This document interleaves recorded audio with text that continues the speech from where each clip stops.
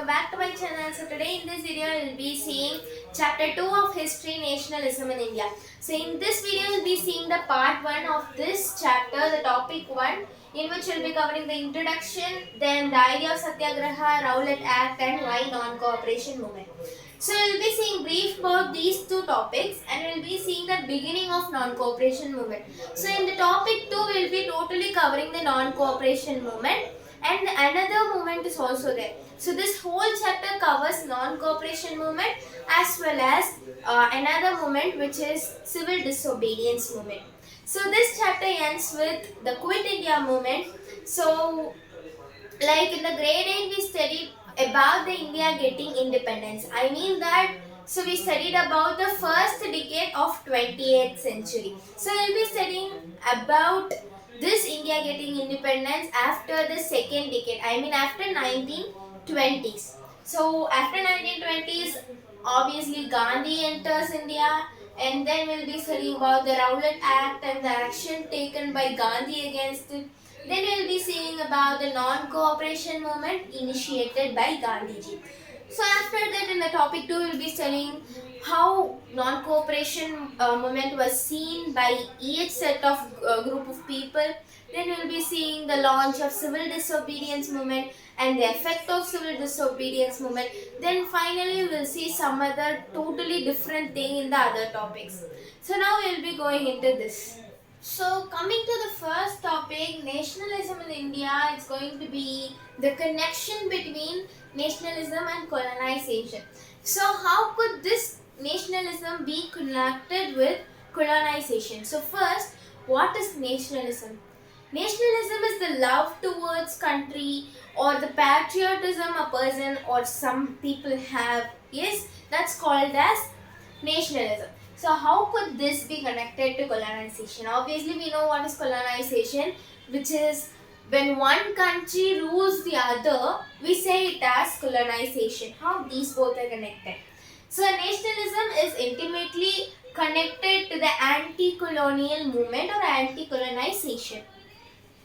So it means that when we have nationalism or when we have patriotism, obviously that will be connected to anti-colonial movement. So what is anti-colonial movement? So when we are against the colonization, against the colonial period, that is called as anti-colonial. Anti-colonial means against the colonization. Patriotism is something love towards the country. So both are intimately connected. So we could connect them, right? That's what is the first point saying.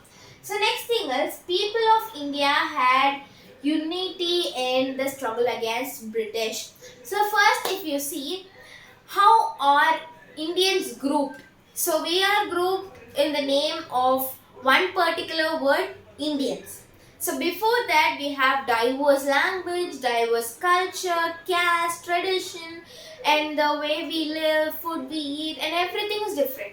Yes, India cannot be put under one umbrella with one particular kind of thing.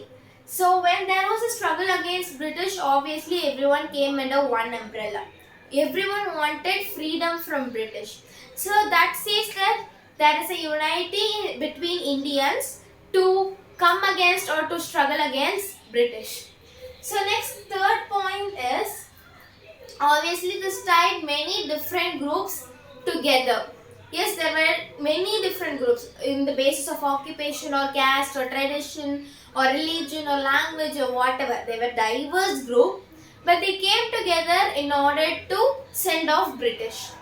So next is, notions of freedom was different. Obviously they are different groups. So even though they unite together for one particular purpose, their notions, I mean the notions in the sense, their aims to get freedom is different. So if you take on the basis of occupation, if you take the traders, they have to trade our Indian goods, they have to export to other country, that is the freedom for them. Then only the goods imported from other countries. Then when we take industrialists, obviously their notion will be different. Or let me take tribes normally.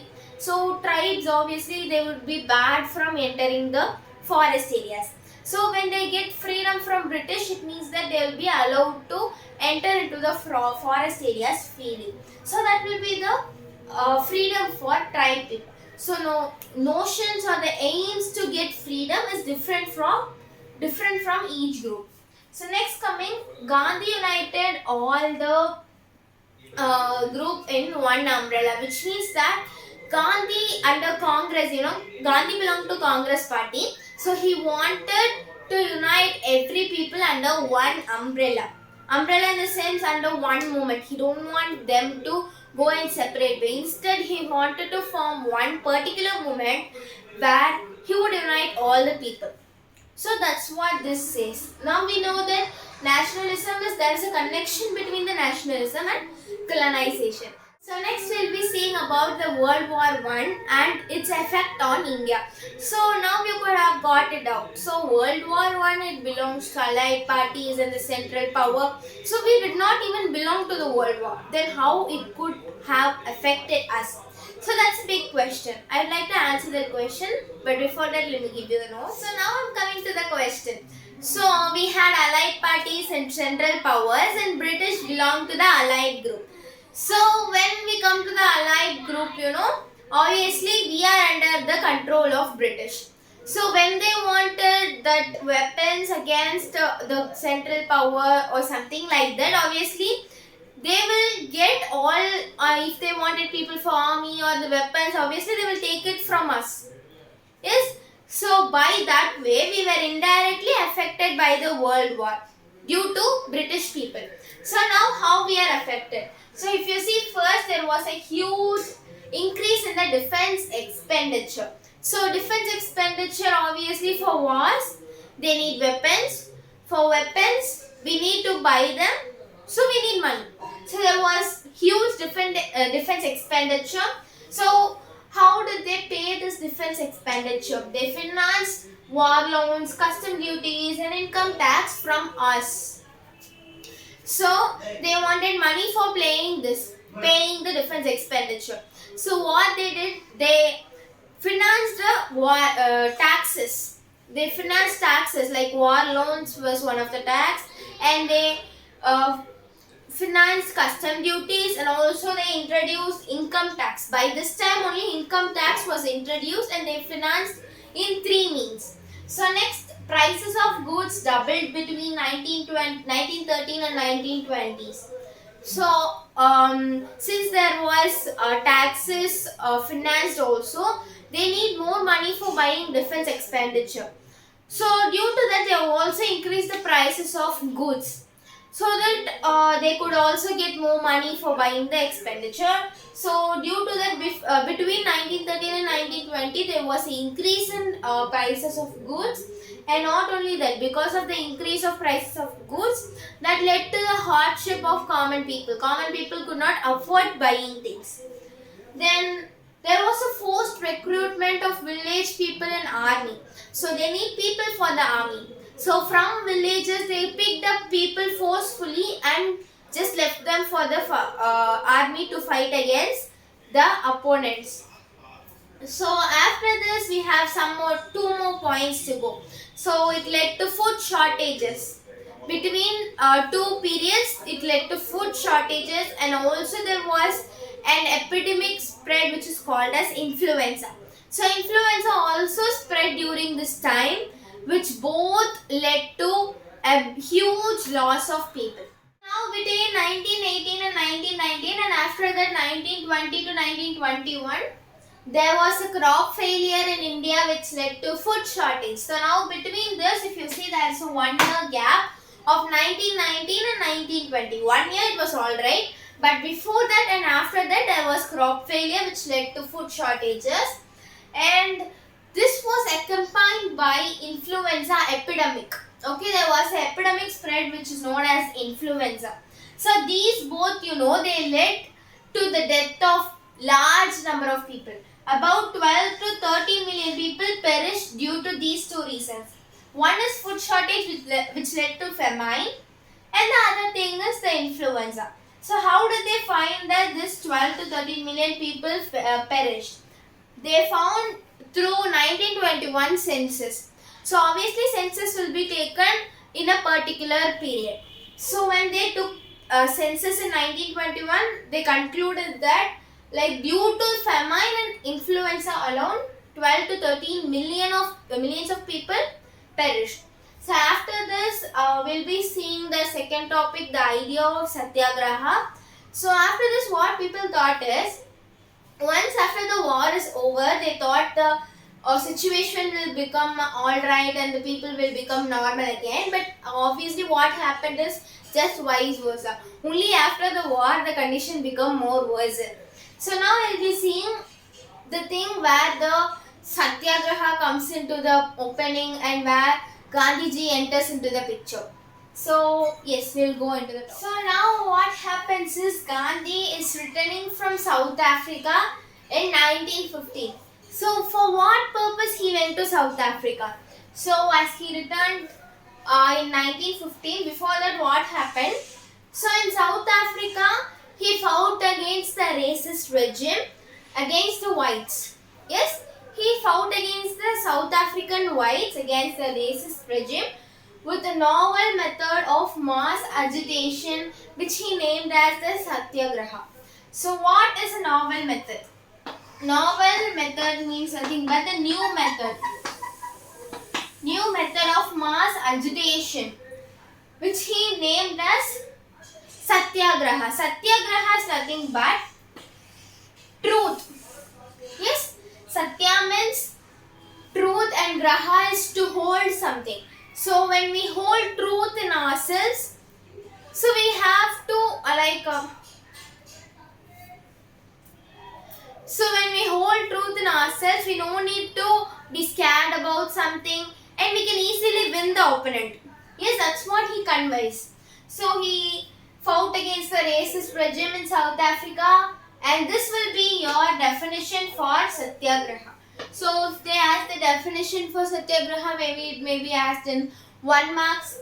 Yes, it's a novel method of mass agitation. So here comes the actual idea of Satyagraha, where Gandhi believed in obvious non-violence and also he strongly emphasized the power of truth. And not only that, and if the cause was true and it was against the injustice, then he said that physical force is not needed to win the oppressor. So this was something said by Gandhi. Okay, if the cause was true, if you are obviously fighting against injustice and you want justice, then you don't need physical force to win the oppressor. And a Satyagrahi could win a battle through non-violence by appealing the conscience of the oppressor, which means that instead of getting into their mind and forcing them to accept the truth, we could just leave with themselves to appeal their conscience. That will be more useful to win the oppressor. That's what is the idea of Gandhi here. So next thing is he believed in the dharma of non-violence. So this can be asked in 1 marks or 2 marks. Obviously Gandhi believed in dharma of non-violence is an important point to remember. So after he came to India, so he organized many successful satyagrahas which in everything he succeeded. So we will see some 3 of them order by order. So first thing it will be which happened in 1917 in the Champaran of Bihar. Then next thing it will be Kedar district of Gujarat. Then third thing in 1918 it will be in Ahmedabad. So these 3 movements was led by him and all ended in success. So you will see all those 3 now. These are the 3 movements led by Gandhiji. So first thing is in 1917 in Champaran of Bihar. So it was against the oppressive plantation system. So he inspired peasants. Against the oppressive plantation system. And next in 1917 again he went to Kedar district of Gujarat, where he asked to relax the revenue collection for 1 year because the peasants of Gujarat, they were affected by epidemic as well as crop failure. So they wanted the revenue to be relaxed for 1 year. And next thing was in 1918 at Ahmedabad. So obviously here also he created awareness among the cotton milk workers against the long working hours and short wages, which means that He wanted short working hours and more wages. So this was the three successful movements led by Gandhiji as soon as he entered or he came into India. So next after this we'll be seeing about the 1.2, which is about the Rowlatt Act, which was taken against these movements because the British people feared that Gandhi would make more movements more successful, which will lead for their defeat in India. So their colonization would collapse. They feared about it. So they immediately passed Rowlatt Act against Gandhiji. So after that, what happened? What was the reaction of Gandhiji and the people? Everything will be studying in the next talk. Now we'll be seeing about the Rowlatt Act. So this was hurriedly passed by the Imperial Legislative Council, which is also known as the British government. Yes, so we have the Legislative Assembly of India. Likewise, there was the Imperial Legislative Council of British government. So they hurriedly passed this Rowlatt Act because they wanted to suppress the acts of Gandhiji. So even though despite Indians were opposing this act, they passed this. See, had united opposition from Indians. These now had united opposition from Indians. So what was the power of this Rowlatt Act? So the British people had the right to repress the political activities of our Indian political leaders, and also it allowed the detention of political prisoners for up to 2 years without trial. So they would repress the political activities as well as so the political leaders can be kept in jail as a prisoners for 2 years without a trial in the court. So this was the power of Rowlatt Act. So against this, since it is very bad and it is a kind of unjust for Indians, so Gandhi started again a satyagraha against this Rowlatt Act, which is known as the Rowlatt Satyagraha, which also was started in 1919. So this was started with a Hartal in 6th April.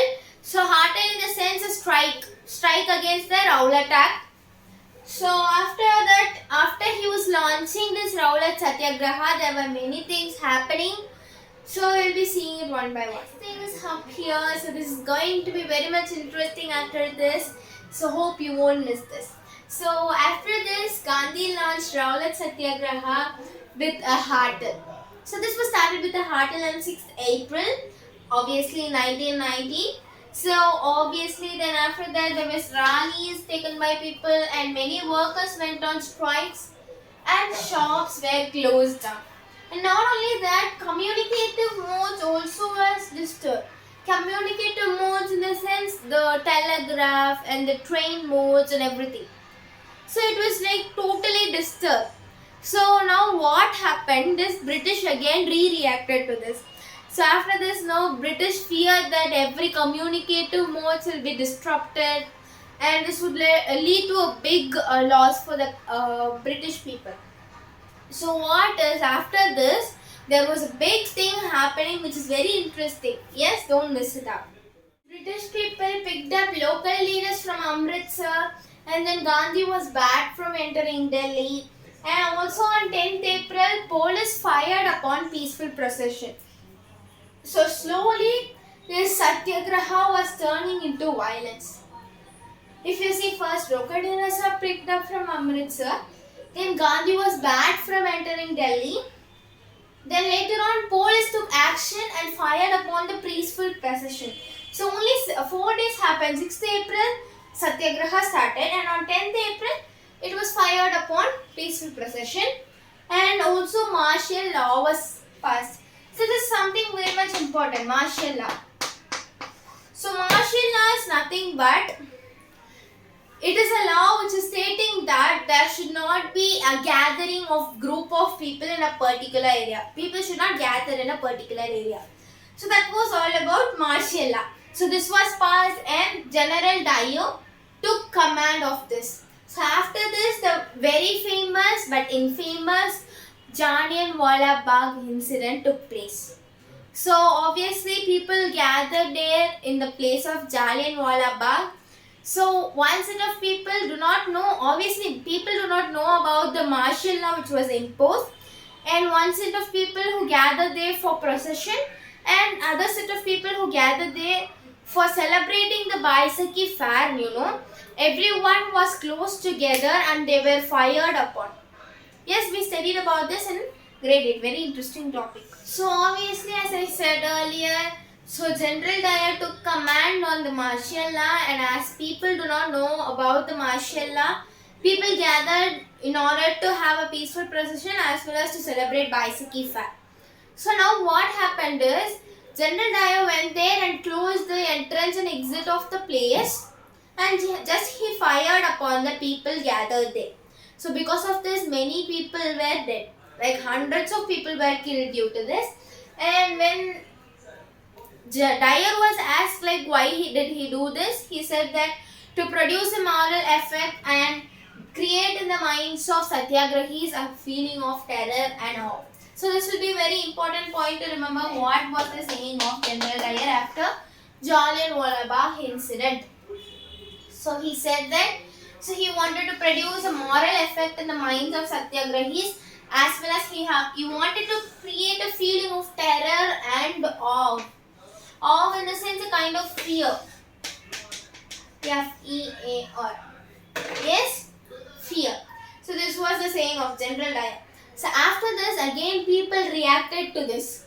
So in what ways people reacted to this, and after this what was the reaction of Gandhi? Let's see. So as a result of Jallianwala Bagh incident, then the strikes were occurring in the streets of many North Indian cities.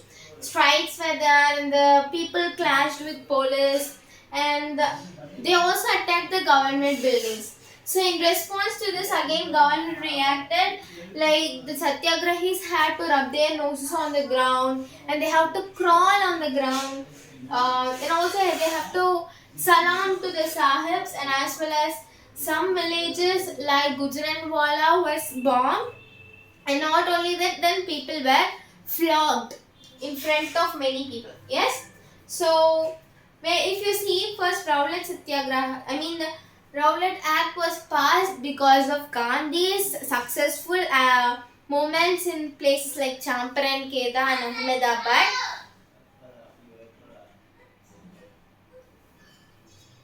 Then after the Rowlatt Satyagraha was launched, for opposing Rowlatt Satyagraha,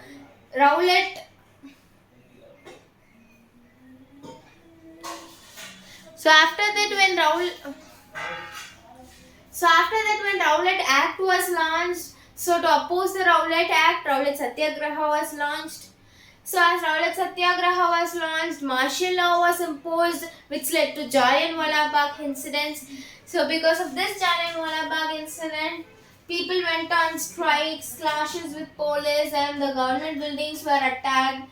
So in response to these acts of satyagrahis, obviously, then again satyagrahis had to rub their nose on ground, and they have to crawl on the streets and salam to sahibs, and some were flogged, and also some villages like Gujranwala was bombed. So being it was a big whole circle of story. So because of this, as seeing the violence is spreading stage by stage, now Gandhi had called off Satyagraha, Rowlatt Satyagraha. So after this comes the Caliphate issue and the non-cooperation movement. So we have another paragraph to complete this topic. Then we'll be completing non-cooperation movement, which is just the beginning of non-cooperation movement, which is a very small topic. Then we'll be completing this so-called video. So yes, after this, day.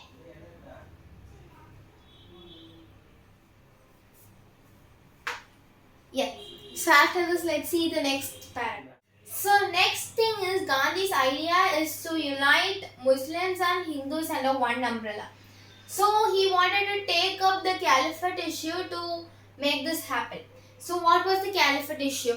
So in the World War I, the Ottoman Empire of Turkey was defeated. So there was rumors spread like there is going to be a harsh treaty which is going to be imposed on the Caliph. Caliph is nothing but he is the spiritual head of the Islam. So rumors spread like there's going to be harsh treaty which was going to be imposed on Caliphate, and there was a Caliphate committee formed by Muslims and Gandhiji. So it was on March 1919. So they discussed about the uniting of them and the steps which are going to be taken against this harsh treaty. So after that, in the Calcutta session of September 1920, Gandhi convinced the other Congress member for the non-cooperation movement in order to support the Caliphate issue, and also to mobilize support for Swaraj. Swaraj is nothing but freedom. Yes, so here there are two committees or sessions, Caliphate Committee and Calcutta session. Here they are discussing about the uniting of the Muslims and Hindus. So here Gandhi is mobilizing support within Congress. So after this we'll be seeing the third topic and the final topic, all about non-cooperation. So Gandhi, in his famous book of Hind Swaraj, he mentioned about the British rule in India, which he wrote in 1909, which he mentioned like the British rule is established in India due to the cooperation of Indians. If there was not a proper cooperation, the British rule will be collapsed within a year. So he mentioned this idea in his book in 1909 itself. So now Gandhi is developing an idea to create a non-cooperation movement against this British. So how did this non-cooperation movement started? So first there was a surrender of titles, then they boycotted civil services, police, schools, courts and everything. Then after this, Gandhi also concluded that if the government is going to oppose this, then the full civil disobedience will be launched. Yes, so after this in 1920, Gandhi and Shaukat Ali, they toured all over India mobilizing support for non-cooperation movement. So after this there was an intense tussle within the Congress because boycotting things are not so easy, and Congress was not ready, or they were reluctant to boycott the council elections. They actually wanted council elections to happen. But finally what happened is, at the Nagpur session of December 1920, finally Gandhi convinced everyone, and finally what happened is he mobilized the support within the Congress, and this non-cooperation movement was finally launched. And now within this we have completed the first whole topic, and in the next video we'll be seeing the second topic of nationalism of India.